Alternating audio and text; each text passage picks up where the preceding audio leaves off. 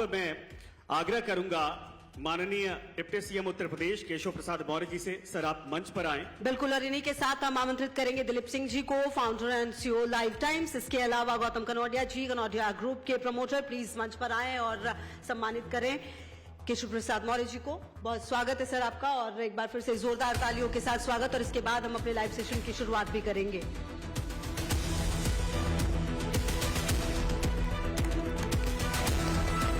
तालियों के साथ एक बार फिर से जोरदार वेलकम, और तालियों की गड़गड़ाहट कम नहीं होनी चाहिए, क्योंकि कुछ देर बाद जो संबोधन या कहा जाए कि जो बातें होंगी केशव प्रसाद मौर्य जी की तरफ से, वो प्रदेश की राजनीति में बहुत कुछ परिवर्तन का भी इशारा करेंगी।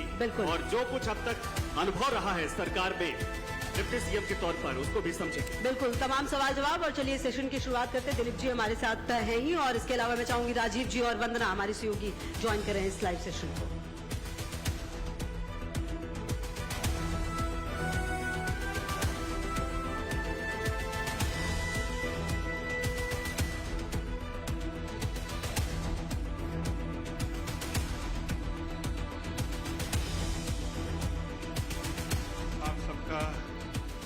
बहुत बहुत स्वागत है, और खास करके माननीय उप मुख्यमंत्री उत्तर प्रदेश केशव मौर्य जी, आपने अपने बेहद बिजी शेड्यूल से हमारे लिए समय निकाला। सबसे पहले तो उसके लिए बहुत बहुत धन्यवाद।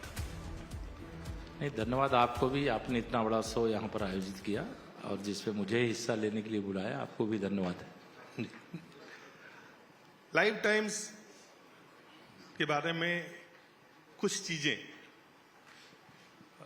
हालांकि मैंने पहले भी बताया, लेकिन लाइव टाइम्स एक ऐसा चैनल, एक ऐसा प्लेटफॉर्म, एक ऐसे तकनीक के माध्यम से इसका हमने निर्माण किया है जो भारत का पहला ग्लोबल मल्टीकास्ट न्यूज हब के रूप में इसको हमने तैयार किया है।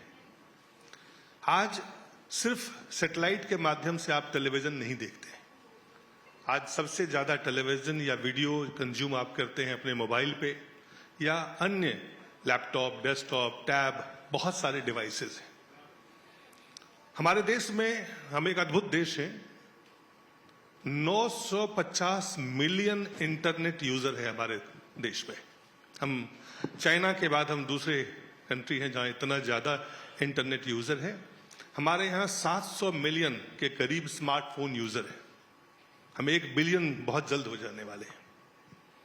और जो सबसे इंटरेस्टिंग पार्ट है इसका कि आपका केबल अब कनेक्टेड टीवी में तब्दील हो रहा है।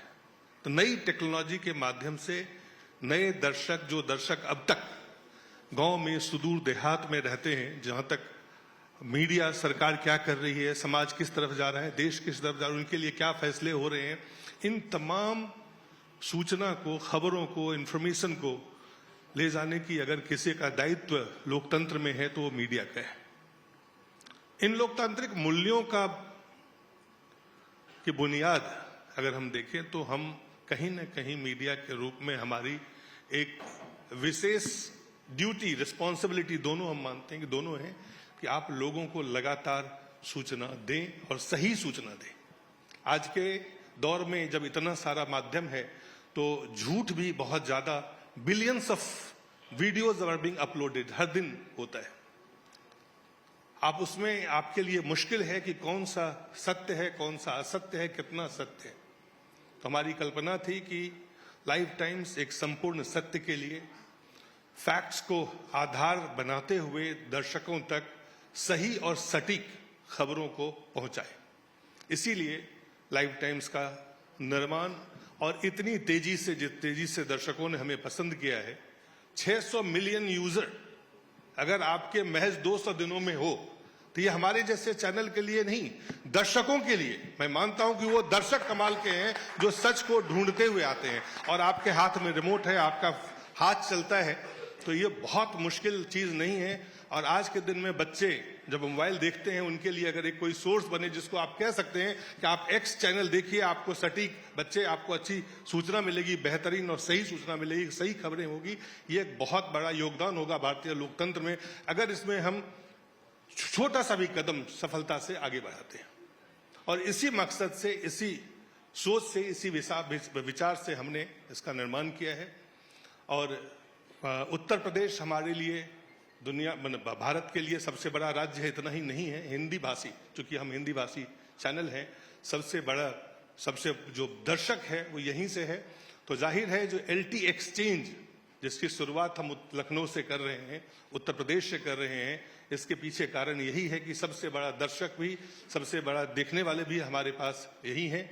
और इसलिए ये बेहद महत्वपूर्ण है कि यहाँ के जो लोग, क्योंकि हमारा जो LT एक्सचेंज है, एक्सचेंज मतलब विचार का आदान प्रदान जिसको हमें करना है, तो विचार अहम होता है। और ये विचार अहम है आपका नेतृत्व का, आपकी सरकार का, ये जानना, पहुंचाना हमें, हमारे लिए एक जिम्मेदारी है। तो वही कार्य हम कर रहे हैं। और इसी कार्य में हमारे साथ इसमें उप मुख्यमंत्री उत्तर प्रदेश माननीय कौस्तुभ मौर्य जी आए हुए हैं। हम अपने पूरे टीम की ओर से, पूरे प्रबंधन की ओर से, हम अपने दर्शकों की ओर से आपका बहुत बहुत ज्यादा आपका हम आभार प्रकट कर रहे हैं शुरू में। और अब वंदना। बिल्कुल जी, शुरुआत क्योंकि हम अंत्योदय से ही करेंगे सर, क्योंकि हालांकि कई ऐसी योजनाएं हैं सरकार की जो काफी प्रभावी साबित भी हुई हैं और हर वर्ग के लिए आप लोग काम कर रहे हैं। लेकिन अंत्योदय योजना जो कोविड-19 में शुरू हुई, उस महामारी के दौरान खाद्य वितरण की जो योजना है, कई बार उसका विस्तार हुआ है, लेकिन लोग जो इसका लाभ ले रहे हैं वो ये उत्सुक हैं इस बात को जानने के लिए, क्या इसे स्थायी आपकी सरकार करने जा रही है? देखिए, माननीय प्रधानमंत्री श्री नरेंद्र मोदी जी ने 2024 में ही इस बात का ऐलान किया था कि जो कोरोना काल से प्रधानमंत्री गरीब कल्याण अन्न योजना का राशन देश में लगभग 80 करोड़ लोगों को निःशुल्क दिया जा रहा है, उसके पीछे का उद्देश्य यही था कि कोई भूखा न रहे। जो अंत्योदय की कल्पना पंडित दीनदयाल उपाध्याय जी ने भारतीय जनता पार्टी को देने का काम किया, उसे माननीय नरेंद्र मोदी जी के नेतृत्व में जब सरकार बनी तो उन्होंने एक सरल भाषा में जो सबको समझ में आवे, सबका साथ सबका विकास, और जो वास्तव में अभाव का जीवन जी रहा है उसके अभाव को दूर करते हुए उसे समाज की मुख्य धारा में कैसे लाया जाए, उसके लिए प्रधानमंत्री गरीब कल्याण अन्न योजना ही नहीं और भी अनेक गरीब कल्याण की योजनाएं देश में चली हैं, जिन योजनाओं के परिणाम स्वरूप आज 25 करोड़ लगभग, अब तो शायद अधिक हो गए होंगे, लगभग गरीबी रेखा के नीचे जो जीवन यापन कर रहे थे वो गरीबी रेखा से बाहर आए हैं। इसके लिए मैं प्रधानमंत्री श्री नरेंद्र मोदी जी के नेतृत्व में सरकार, आदरणीय योगी आदित्यनाथ जी के नेतृत्व में प्रदेश में सरकार, चूंकि 56 लाख प्रधानमंत्री आवास और लगभग 15 करोड़ लोगों को इस प्रधानमंत्री गरीब कल्याण अन्न योजना के राशन का लाभ यहाँ पर भी मिल रहा है। मैं दोनों लोगों को लाइफ टाइम्स के मंच से, चूंकि मुझे भी उनके मार्गदर्शन में, उनके नेतृत्व में यहाँ पर काम करने का मौका मिल रहा है, इसलिए उनको बधाई देना चाहूंगा। और जो गरीबी को जानता है, जिसने गरीबी में जीवन जिया है, वही गरीबों का दर्द दूर कर सकता है। इसीलिए हमारे गांव में एक कहावत में कही, जाके पैर न फटी बेवाई, वह क्या जाने पीर पर है। बिल्कुल उप मुख्यमंत्री जी, यही सवाल मैं आपसे करने चाह रही थी कि बहुत आम परिवार से आप आते हैं, साधारण पृष्ठभूमि से आते हैं, इस योजना को लेकर खास तौर से जो हम अंत्योदय योजना की बात कर रहे हैं, आपका पर्सपेक्टिव क्या है, आपका जो निजी अनुभव है वो क्या कहता है इसको लेकर? देखिए, मैं, चूंकि जैसा आपने कहा कि मैं एक बहुत साधारण परिवार से निकल करके मैं भी उत्तर प्रदेश का लगातार 8 वर्ष का कार्यकाल पूरा करने के बाद 9वें वर्ष में हम लोग इस समय उप मुख्यमंत्री के रूप में प्रदेश की 25 करोड़ जनता की सेवा कर रहे हैं। और 2014 में माननीय नरेंद्र मोदी जी के नेतृत्व में जब हमारी देश में पहली बार सरकार बनी थी, तो उस समय जो उन्होंने संकल्प लिया था, जो उनके मन में भाव था, जो गरीबी का दर्द उन्होंने अपने परिवार में देखा था, उसे हर गरीब के परिवार के दर्द को अपना दर्द मान करके उसके निवारण के लिए अनेक बड़े और कड़े फैसले किए। जैसे मैं आपको बताऊं, सबसे पहला काम जो माननीय प्रधानमंत्री श्री नरेंद्र मोदी जी के नेतृत्व में 2014 में सरकार बनने के बाद हुआ था, वह काम हुआ था, इस देश के अंदर जो 63 करोड़ लगभग लोग ऐसे थे जिनके बैंक के खाते भी नहीं थे।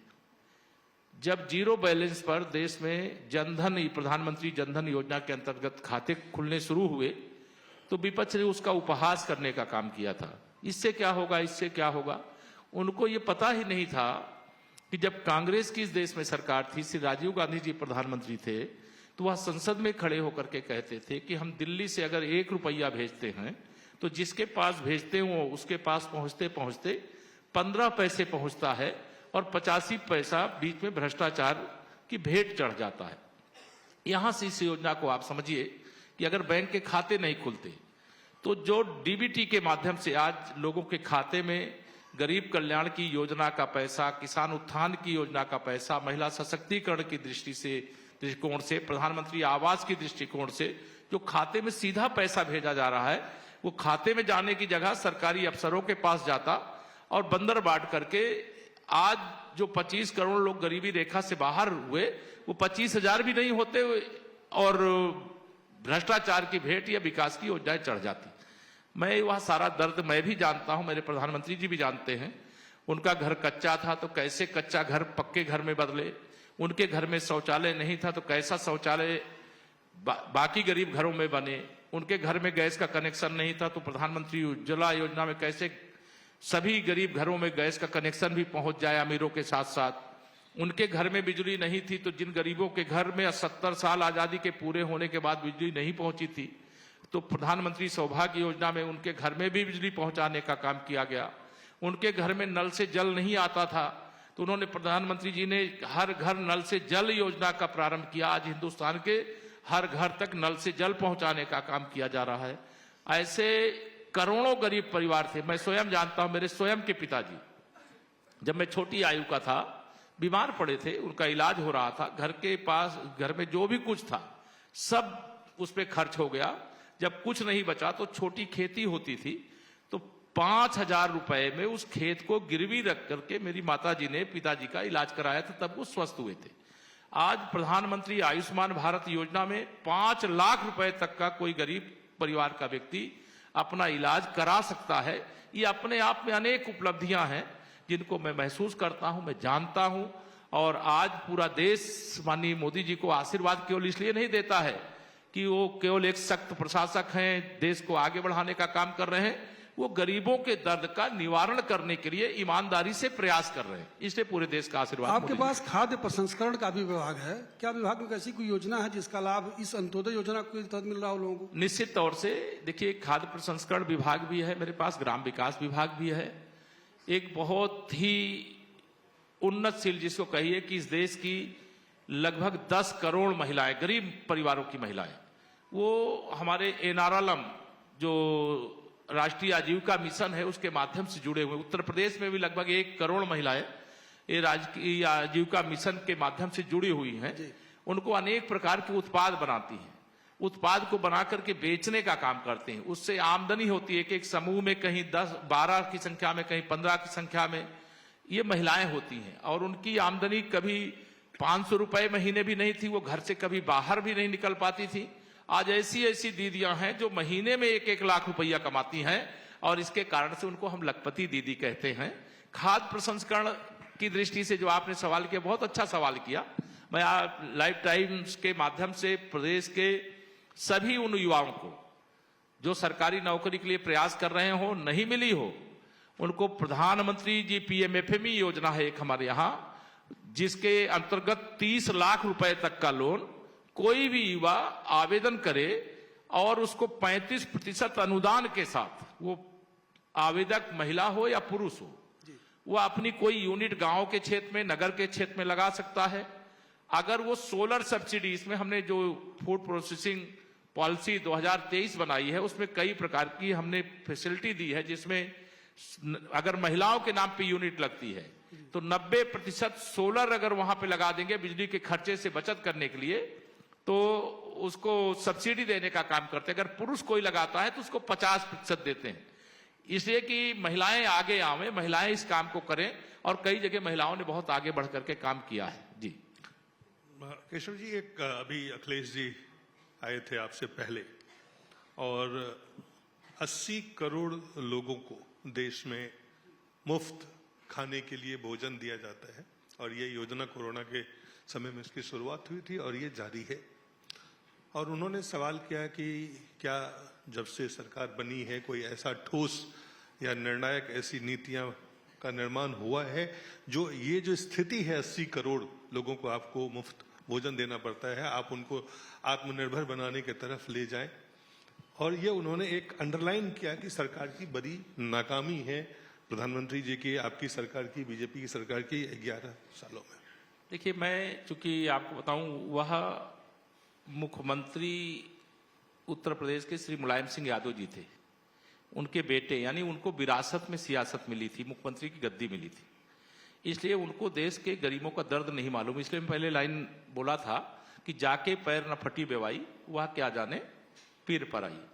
इस देश के अंदर जो आपके लाइफ टाइम्स के साथ जुड़े हुए गांव के गरीब हैं, जरा उनका दर्द ये कभी जाके जाने हैं क्या? इन्होंने गुंडों का दर्द जाना है, अपराधियों का दर्द जाना है, माफियाओं का दर्द जाना है, दंगाइयों का दर्द जाना है, गरीबों का दर्द कभी नहीं जाना है। अगर उनका दर्द जाने होते तो जो 80 करोड़ गरीबों को प्रधानमंत्री गरीब कल्याण अन्न योजना का निःशुल्क राशन मिल रहा है, उसका वेलकम करते, स्वागत करते, कि किसी गरीब मां बहन को किसी सामंतवादी के यहां जाकर के, जो वर्ष में 12 महीने होते हैं और 12 महीने में से लगभग 4 महीने ऐसे होते हैं जब घर में रोटी के लिए, सब्जी के लिए, दाल चावल के लिए मुश्किल आती थी और मुश्किल के कारण से उनका अनेक प्रकार का शोषण होता था। आज देश के जो 80 करोड़, हो सकता है उसमें से कुछ ऐसे भी लोग होंगे जिनको जरूरत नहीं होगी, उनको मिल रहा होगा, लेकिन यह योजना इतनी शानदार है कि इस देश के हर नेता को इसका वेलकम करना चाहिए। लेकिन श्री अखिलेश यादव जी नेता नहीं है, वो नेता केवल विरासत में पाई हुई गद्दी के कारण से हैं। इसलिए इस प्रकार की चीजों का जिसका वेलकम करना चाहिए उस पर सवाल उठाने का काम करते हैं। भगवान उनको सद्बुद्धि दे, यही मैं ईश्वर से प्रार्थना करता हूं। आप कह रहे हैं कि अखिलेश यादव को दर्द नहीं मालूम है, लेकिन अभी हम उनको सुन रहे थे, वो कह रहे हैं कि महंगाई बहुत ज्यादा हो गई है, एग्रीकल्चर सेक्टर में बहुत कम काम हुआ है, किसानों की आय दोगुनी करने का जो वादा था, क्या वो पूरा हो पाया है? देखिए, श्री अखिलेश यादव जी अगर किसानों के बारे में जानना चाहते, देखिए 2014 में जब माननीय नरेंद्र मोदी जी आए थे और 2018 में, शायद मुझे ध्यान में, कट ऑफ डेट नहीं ध्यान में है, प्रधानमंत्री किसान सम्मान निधि योजना एक चालू हुई थी, जिसमें 2-2 हजार की 3 किस्त के माध्यम से वही जो 56 करोड़ खाते खोले गए डीबीटी के माध्यम से किसानों के खाते में वर्ष में 6,000 रुपए भेजा जा रहा है। अब उस 6,000 रुपए से ये चूंकि विरासत में इतनी दौलत पा गए हैं, इतनी प्रॉपर्टी पा गए हैं, सियासत का इतना बड़ा कद पा गए हैं, इसलिए इनको इसका आभास नहीं है। किसानों की आमदनी दुगुना क्या, बहुत से किसान तो ऐसे हैं कि जिनकी आमदनी 10 गुना भी हुई है। दुगुना करने के लिए निरंतर सरकार प्रयास कर रही है। श्री अखिलेश यादव जी के पास खेत हो और वो किसान की तरह काम करना चाहे तो उनको मैं अपने विभाग से इतनी योजना दे दूंगा कि उस योजना को वो करें, उनकी जो आमदनी आज है उससे 10 गुना बढ़वा दूंगा। बड़ी दिलचस्प बात आपने कही। आप भी अखिलेश यादव को ऑफर कर रहे हैं, वो भी कभी आपको मॉनसून ऑफर करते हैं और कभी इसके साथ ही आपको कहते हैं कि दिल्ली के वाईफाई का आप पासवर्ड हैं। इस तरह इतना विशेष लगाव आपसे क्यों? मैंने कहा ना, वो सियासत को विरासत में पाए, संघर्ष से नहीं पाए। अगर वो राष्ट्रीय स्वयंसेवक संघ की शाखा में बाल काल से गए होते और उन्होंने राष्ट्रभक्ति की शिक्षा लिया होता तो फर्जी पीडीए के नाम पे हिंदू समाज को बांटने का अपराध नहीं करते। अभी वो लगातार अगड़ा पिछड़ा दलित को लड़ाने का काम, भिड़ाने का काम और वोट बैंक जुटाने का काम करते हैं। 2012 से 2017 जब ये स्वयं मुख्यमंत्री थे उत्तर प्रदेश के, इन्हीं पिछड़ों और दलितों ने, जिनको ये तथाकथित रूप से पीडीए कहते हैं, और अपने परिवार का डेवलपमेंट करते हैं, अपने गुंडों को आगे बढ़ाते हैं, अपराधियों को आगे बढ़ाते हैं, माफियाओं को आगे बढ़ाते हैं, दंगाइयों को आगे बढ़ाते हैं। यह दर्द अगर इनको 2012 से 2017 में याद आया होता तो आज ये विपक्ष में नहीं होते और हम सत्ता में नहीं होते। आज भी ये सत्ता में होते और हम विपक्ष में होते। लेकिन अभी 2047 तक श्री अखिलेश यादव जी सत्ता के इर्द गिर्द आप मत देखिएगा, अभी आने वाले ही नहीं है। लेकिन अभी ये बोल कर गए हैं कि जो लोकसभा जीतती है जो पार्टी, वही विधानसभा में जीतती है। तो पिछले लोकसभा से जोड़कर बोल रहे थे कि आने वाला जो विधानसभा वो हमारा है। इस पर क्या कहेंगे? ऐसा मैं इतना ही कहूंगा कि अगर श्री अखिलेश यादव जी के ज्ञान अधूरा है, अब आएंगे नहीं, आप बता दीजिएगा मेरी ओर से कि लोकसभा चुनाव हम महाराष्ट्र में भी हारे थे, लेकिन वहां प्रचंड बहुमत के साथ विधानसभा जीते। हरियाणा में भी 5-5 की बराबरी पर हम जीते थे, वहां हम तीसरी बार भाजपा की सरकार बनाए। दिल्ली में हम लोकसभा चुनाव जीते थे, यह सही है, लेकिन विधानसभा चुनाव हम हारते थे। लेकिन इस बार दिल्ली में भी सरकार बनाए हैं और श्री अखिलेश यादव जी से बताना है, और मैं कहना चाहता हूं लाइव टाइम्स के माध्यम से कि 2027 में 2017 से बड़ी विजय प्राप्त करेंगे और समाजवादी पार्टी को समाप्तवादी पार्टी बनाएंगे। जनता का आशीर्वाद भाजपा के साथ है।